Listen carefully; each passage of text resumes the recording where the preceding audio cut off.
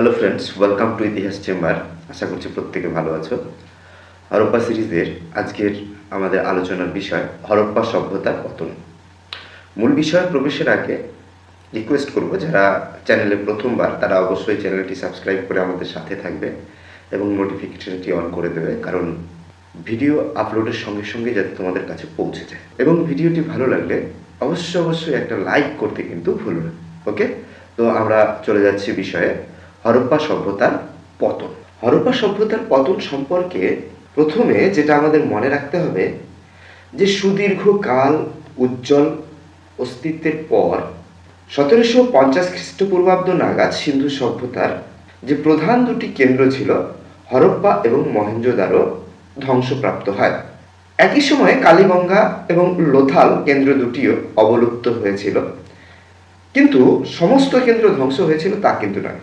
সুরকাটোডা এবং আরও কয়েকটি কেন্দ্র এর পরেও 100-150 বছর ধরে টিকে ছিল। গুজরাট, রাজস্থান এবং পশ্চিম উত্তরপ্রদেশের কোনো কোনো অঞ্চলে আরও পরেও এই সভ্যতার ভঙ্গুর অবস্থার চিহ্ন কিন্তু পাওয়া গেছে। যাই হোক, সিন্ধু সভ্যতার পতনের কারণ কি ছিল এ সম্পর্কে কিন্তু পণ্ডিতদের মধ্যে ভিন্ন ভিন্ন অভিমত রয়েছে। প্রতিটি অভিমতের পেছনেই যুক্তি আছে, কিন্তু কোনোটি চূড়ান্ত নয়। অনেকে মনে করেন সিন্ধুবাসীদের রক্ষণশীল মানসিকতা তথা তাদের সনাতনী মনোবৃত্তি তাদের সভ্যতার ধ্বংসের প্রধান কারণ ছিল। তাদের মতে সিন্ধুবাসীরা সভ্যতার উঁচু সোপানে উঠেছিল ঠিকই, কিন্তু উদ্ভাবনী শক্তির পরিচয় দিয়ে সময়ের অগ্রগতির সঙ্গে তাল রেখে তারা চলতে পারেনি। পুরনোকে জীর্ণ ব্যবস্থাকেই আঁকড়ে ধরে তারা টিকে থাকার চেষ্টা করেছে, নতুনকে করেছে উপেক্ষা। ফলে প্রকৃতির সঙ্গে পরিবেশের সঙ্গে সঙ্গতি রেখে তারা তাদের সভ্যতাকে এগিয়ে নিয়ে যেতে পারেনি। উদাহরণ হিসেবে আমরা বলতে পারি, মেসোপটেমীয়রা খালের সাহায্যে জলসেচের ব্যবস্থা করে ব্যাপক হারে কৃষিকাজ করতেন। হরপ্পীয়রা বড় বড় জলাধার নির্মাণ করে জল সংরক্ষণ করে তা চাষাবাদের কাজে ব্যবহার করতেন, অথচ তারা খাল খননের কথা কখনো ভাবেননি। প্রতিরক্ষার জন্য অস্ত্রশস্ত্রেরও নির্মাণ তারা করেননি। এই যে রক্ষণশীল মানসিকতা তাদের সভ্যতাকে এক প্রকার বন্ধা করে দিয়েছিল।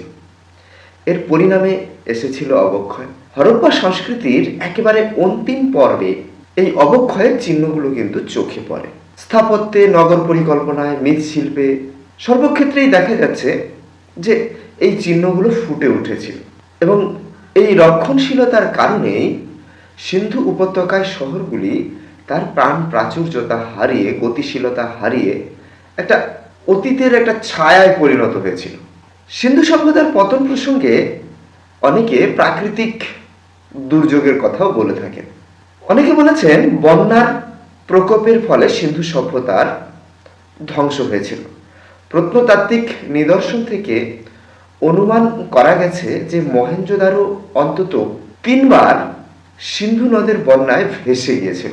বন্যার হাত থেকে নগর দুর্গকে রক্ষা করার জন্য তারা উঁচু এবং চওড়া বাঁধও নির্মাণ করেছিল। আর্নেস্ট ম্যাকে চানহুদারো নামক কেন্দ্রটিতে বন্যার চিহ্ন খুঁজে পেয়েছেন। দেশলপাড়, রংপুর ইত্যাদি স্থানেও বন্যার চিহ্ন কিন্তু পাওয়া গেছে। হরপ্পা, রোপার প্রভৃতি অঞ্চলে হরপ্পীয়দের পর দীর্ঘদিন আর কোনো জনবসতি গড়ে ওঠেনি। ঘটনাটি সম্ভবত বন্যার সপক্ষেই সাক্ষ্য দেয়। তো যাই হোক, অধ্যাপক রেক্স যেটা বলেছেন যে সাধারণ বন্যা নয়, ভূপৃষ্ঠ পরিবর্তন করতে পারে এমন একটা ভয়ঙ্কর বন্যায় হরপ্পা সভ্যতা ধ্বংস হয়েছিল।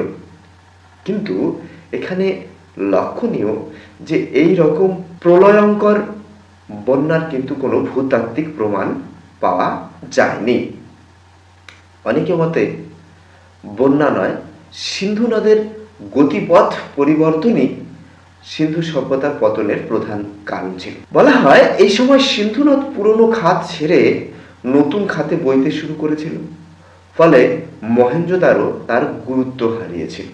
উপরন্তু সেখানে এবং পার্শ্ববর্তী এলাকায় প্রচণ্ড জলাভাব দেখা দিয়েছিল, কৃষি ব্যবস্থাও ভেঙে পড়েছিল। খাল খনন করে হয়তো এই সমস্যার সমাধান করা যেত, কিন্তু মহেঞ্জোদারোর অধিবাসীরা সেদিকে অগ্রসর হননি। তারা সম্ভবত মনে করা হচ্ছে যে শহর ছেড়ে অন্যত্র চলে গিয়েছিলেন। শুধুমাত্র সিন্ধু নদ নয়, শতদ্রু ও যমুনা নদীর গতিপথ পরিবর্তিত হয়েছিল। সরস্বতী নদীর মতো বড় নদী শুকিয়ে গিয়েছিল। অর্থাৎ সংশ্লিষ্ট অঞ্চলে জনজীবনে একটা ভয়ঙ্কর রকমের পরিবর্তন এসেছিল। কেউ কেউ আবার বলেন জলবায়ুর রুক্ষতা এবং মরু অঞ্চলের সম্প্রসারণের ফলে হরপ্পা মানুষের বসবাসের অনুপযোগী হয়ে উঠেছিল। মহেঞ্জোদারো, হরপ্পা প্রভৃতি শহরের বাড়িগুলি সাধারণত পোড়া ইটে তৈরি হতো। ইট পোড়ানোর জন্য বনাঞ্চলের প্রচুর পরিমাণে বৃক্ষ ছেদন করা হয়েছিল, ফলে বৃষ্টিপাত হ্রাস পেয়ে মরু অঞ্চলের বিস্তার ঘটেছিল।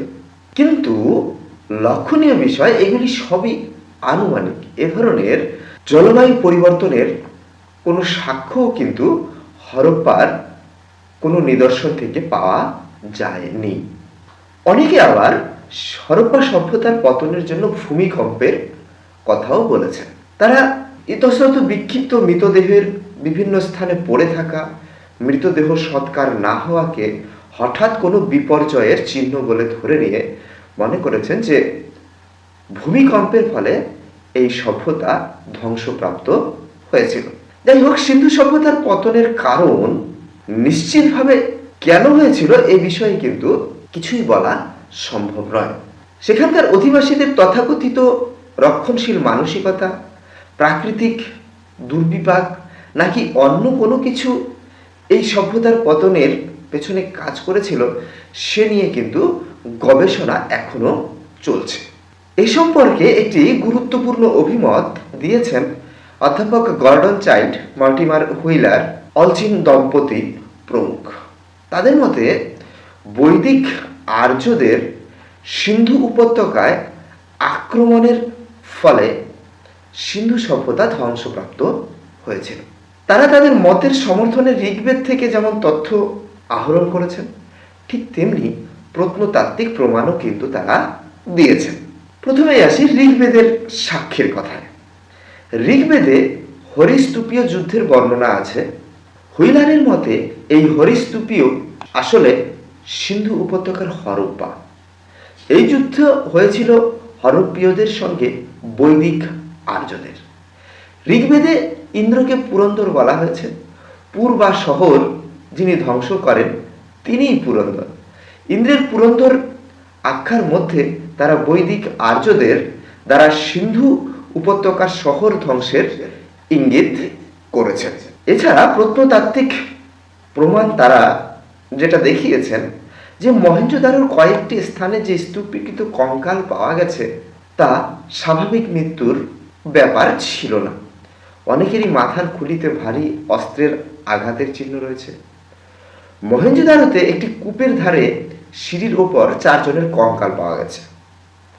এগুলি স্বাভাবিক মৃত্যুর ঘটনা নয়।